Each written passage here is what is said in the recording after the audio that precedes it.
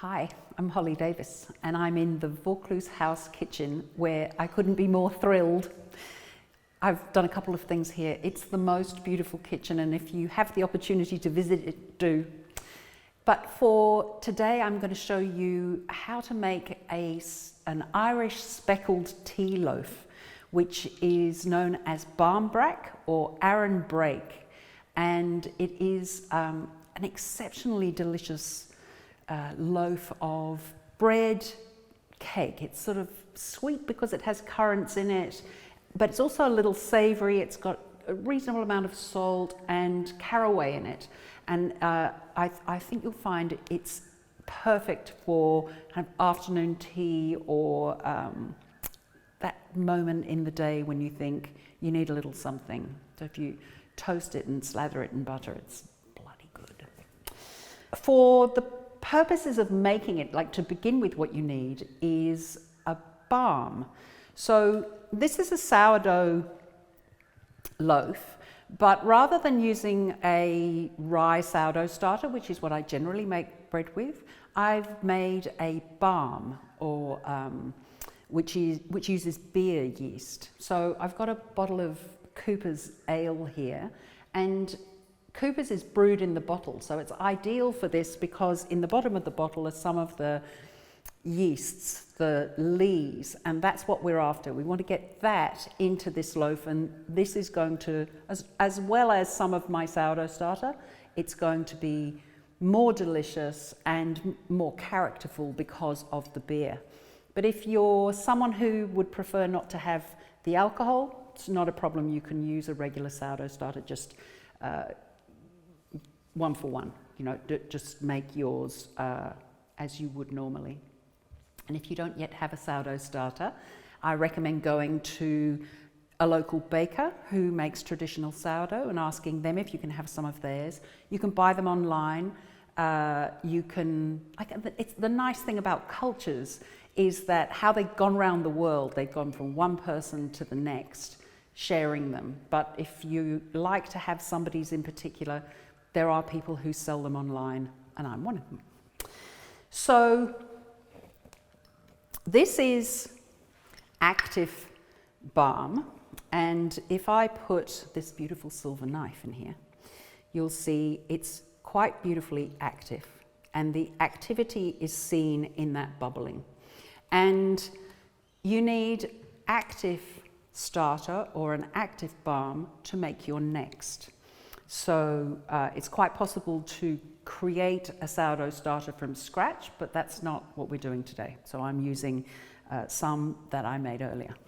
And to make a barm, you need a nice bowl, and I've got digital scales, which I think back in 1830s they weren't probably using, but they'd have had scales of some sort, I'm sure. And I want to make sure that these are on grams, and you can do this by eye, but I think it's really nice initially to measure everything, and bakers tend to weigh all their ingredients because it's far more accurate than taking a measure of them. So we want, actually that's not the first thing we want water first. So 100 grams of water, which I've already measured. I want 100 grams of the beer, and I'm going to give it a little shake because I want to make sure that the sediment is part of my 100 grams.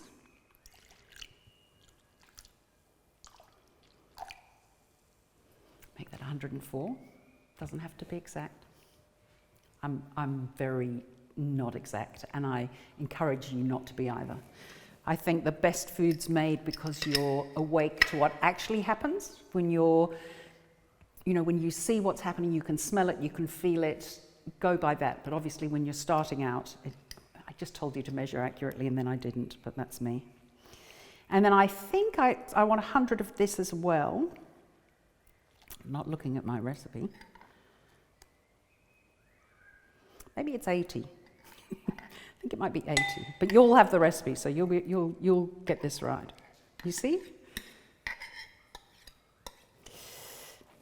Like that, and I can give that a little mix, like this.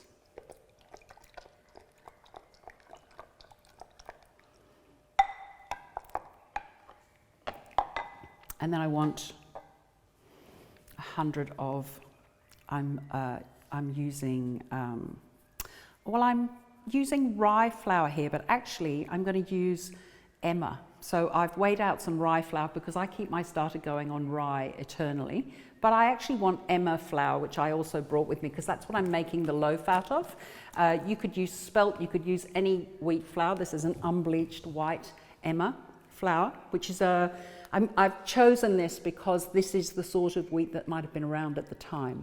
It's an old variety, so and very beautiful. So I've tared my scales, even though my spoon's in there.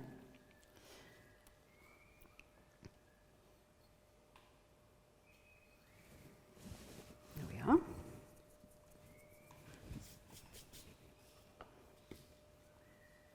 And then what you should see is that as soon as the fresh flour meets that liquid, it will begin to respire. And what's happening is your starter contains bacteria and yeasts, and they start to consume the starches, and in doing so they give off lactic acid, acetic acid, a little bit of ethanol, which is alcohol, and that very important carbon dioxide, which is what's going to leaven our bread.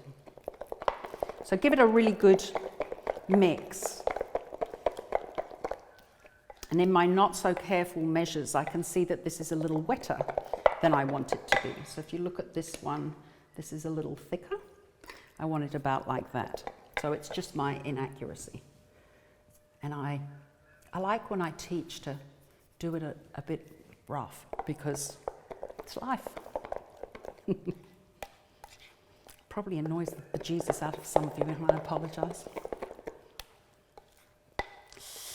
Now, when it's finished like this, I want to clean up the bowl and cover it and then leave it somewhere cozy. So in a kitchen like this in the day, the kitchen would have been really quite a cozy spot, and they probably had to move it to somewhere a little bit cooler to let this develop.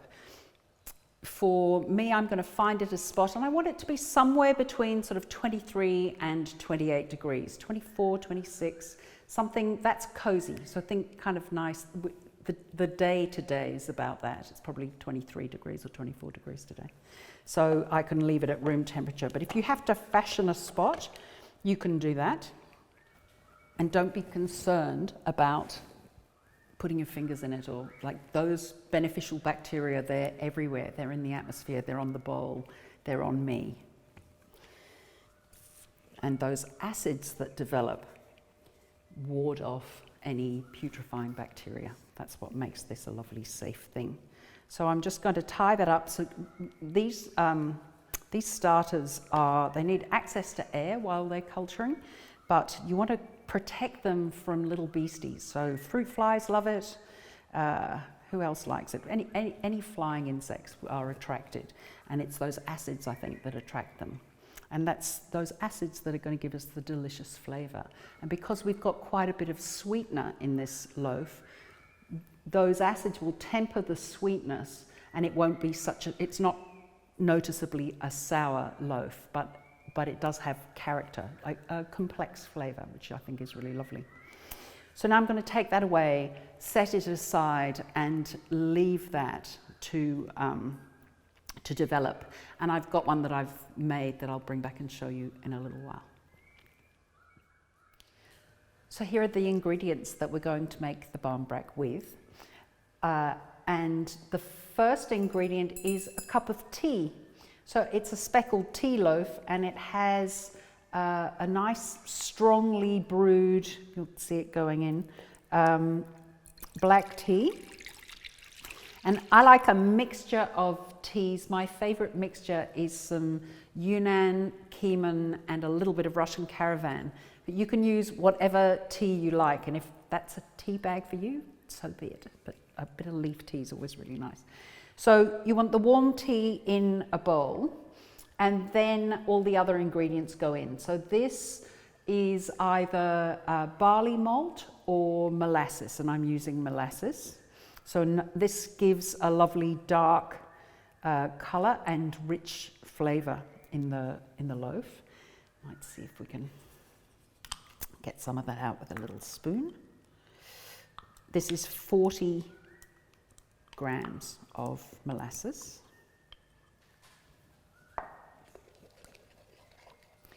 And then I've got 70 grams of maple syrup.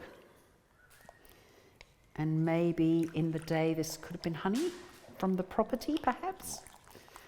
The maple syrup, we've got it. This is a nice organic one. We may as well use it. And I don't want to miss out on any of it. So I've got 60 mils of lemon juice that's been freshly squeezed. And I'm using unwaxed organic lemons. And if you want to use the zest, and I do, you want to make sure that they haven't been waxed or grown by conventional means. Find the good ones. If you can find one from the garden or the bush, all the better. And I've hand cut that. So I like the lemon zest to have a little bit of bite to it, so you can actually, when you hit it, you know it's there. But if you've not got, if that's not your, like I just peel it off with a peeler thinly with none of the pith, and then chop it sort of finely-ish, you can see. Can you see? Like this. And then this is caraway. And if you are one of the I don't love caraway type of people, leave it out. Maybe you want to put something else in there, but it is part of the character of this loaf. But still, if you don't like it, don't use it. And I want a teaspoon. I think that's a fairly generous teaspoon.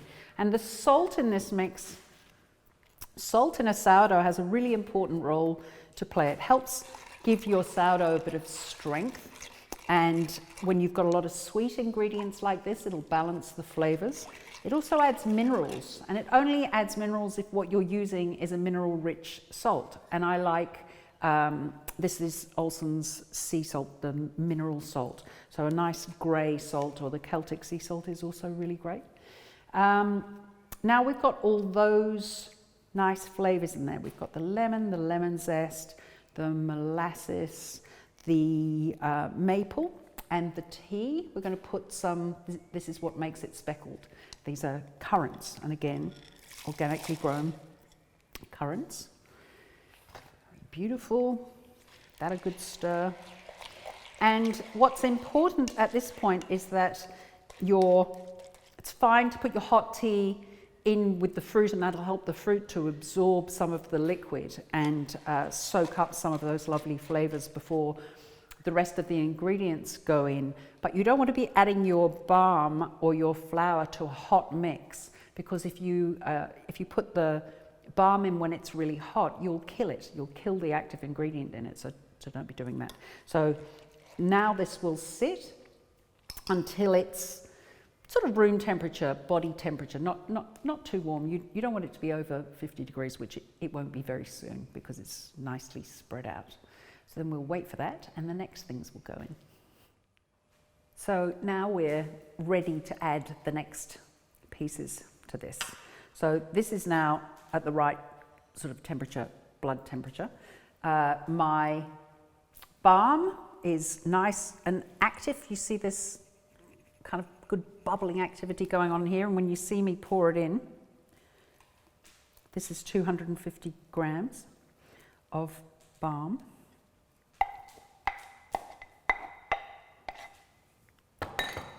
And mix it in, but don't leave a bit of it exposed, so that when you put the flour in, the flour and the barm find each other.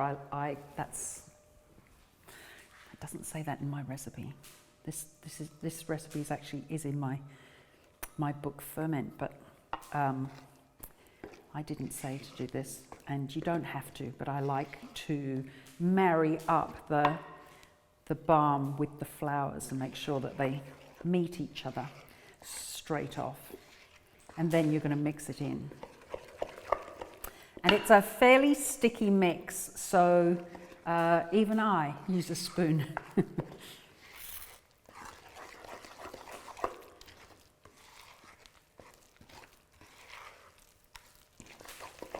and it smells really good, which of course you can't smell, but you'll have to make it, and I really recommend you do. So that was 440 grams of Emma flour, but you could use spelt flour or an unbleached white wheat flour.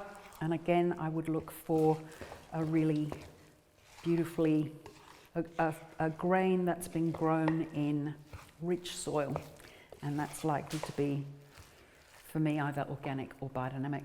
Now we want to add the ghee, and you can see I've left a little bit of flour here. Again, I'm going to put the ghee in and mix that through. And I suppose I've made this as a non-dairy, but there must be a non-dairy alternative. I wouldn't really want to put coconut in here. What would you use? Type fat.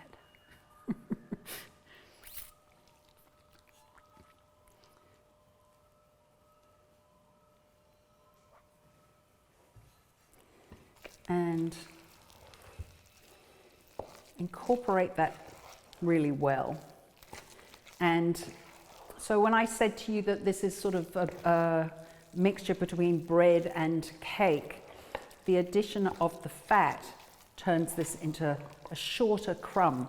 So when you make bread, what you're looking to do is develop gluten and have that gluten hold on to the gases in the mix.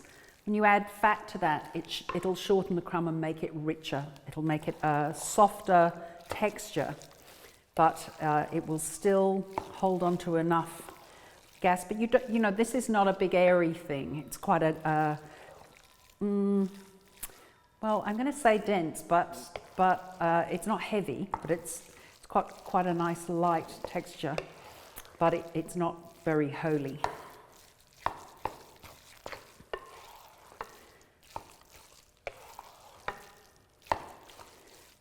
So you might wonder why we're making an Irish tea cake at Vaucluse House, because we're clearly not in Ireland, and Vaucluse was in France. But the history of the house goes back to Henry Brown Hayes, who was an Irishman who was sent out for very bad behaviour. And when he got here, he built a cottage, and he was terrified of snakes. And so he imported peat from Ireland. So we're sort of on Irish soil. He surrounded the house with peat, thinking that because it had been blessed by St. Patrick, no snakes would come his way. I'd really love to know if a snake was ever seen in the house. So this is looking quite nice now and ready to go in a tin. And you can put this into a regular cake tin. I'm going to put it into a beautiful old loaf tin that this is a gorgeous old thing, and I've lined it with baking parchment, and I've buttered the baking parchment. And you can see this mix is nice and soft and reasonably damp, and that's going to allow it to rise. So make sure that it goes into the tin, into all the corners. If you want to do this as a round loaf instead, that's entirely possible. Make it any shape you like, really. As it's a speckled tea loaf, I kind of think it's going to look quite magnificent in this tin. And once it comes out of the oven, it gets doused in more maple syrup. And so it's a very beautiful looking thing. So I just want to finish this off and make sure that it's completely sitting in the tin nicely. Again, don't be concerned to touch it when it bakes. It bakes at 200 degrees, so there's no danger of you contaminating it, and you wouldn't anyway. So it's going to sit like this. It needs about somewhere, depending on the temperature that you leave it at, somewhere between sort of 3 and 5 hours to prove. And when it's finished proving, we're going to put it in the oven and bake it and make it beautiful, and then we're going to eat it. Let's have a look at our barmbrack and see if it's ready to bake. And I believe it is, because I know It's been proving for about 7 hours or so, which is quite a long time. It hasn't risen as high in the tin as I thought it might. It's quite a large tin. So if I feel it, when you feel the mix, when it first goes into the tin, it feels really dense.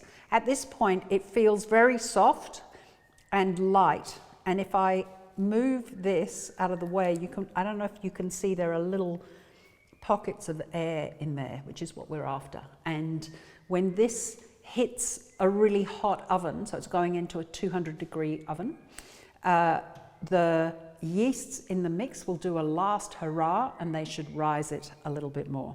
So we'll see what we get. So I'm going to put this in the oven, and we'll be back. It takes about sort of 40 to 50 minutes to bake. So I'll be back then.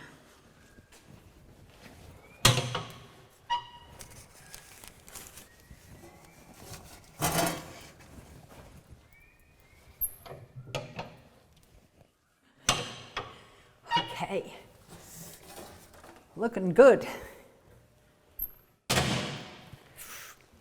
Satisfying clunk of the oven. That looks pretty good.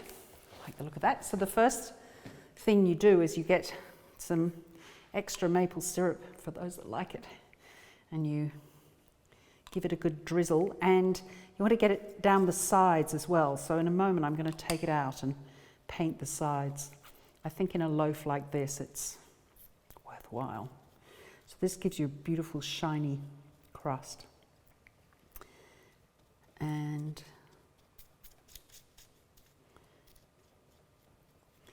let's see.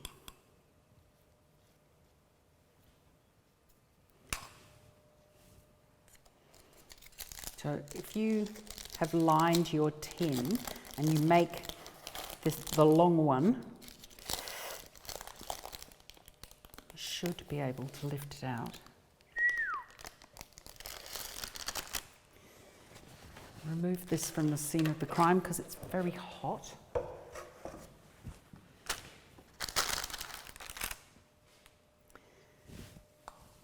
And then give the sides a painting. And ideally, and not much is ideal in life, but ideally, you leave any loaf of bread that you make, you leave until it's completely cold before you cut it. Which generally when I say that to people in class, there's a bit of a groan. I can hear you groaning from here. And the reason you do that is that the crumb doesn't fully cook until it's cold. But I don't know anyone who doesn't like hot bread, or warm bread at least. So, and for the purposes of perhaps going home tonight, I may be cutting this a little early. And my guess is that when you bake it and you smell it, you will too. So you'll see what it looks like when it's cut a little bit warm. But that's what you want it to look like, glossy. And this presents so nicely on an afternoon tea table. And once it's cold, it cuts really well. I am going to be cutting it a little bit warm probably, and so it may not cut as beautifully as it will for you when you do it at home, but we'll see. I'll be back. May as well use it all. Done. Ready to cut. It's a tiny bit warm. It's not going to matter. Or it is, and you're going to find out.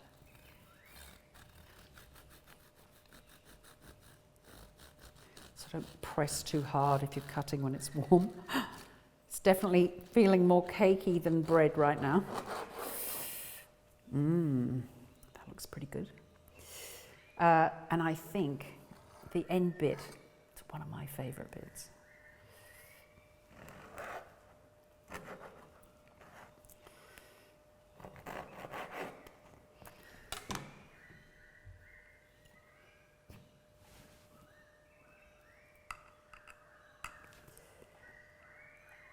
Don't be mean with the butter. Yum. Bread or cake? It's a little bit soft. Worth waiting a little bit longer, but I think that you will enjoy it enormously. Well, I hope you do.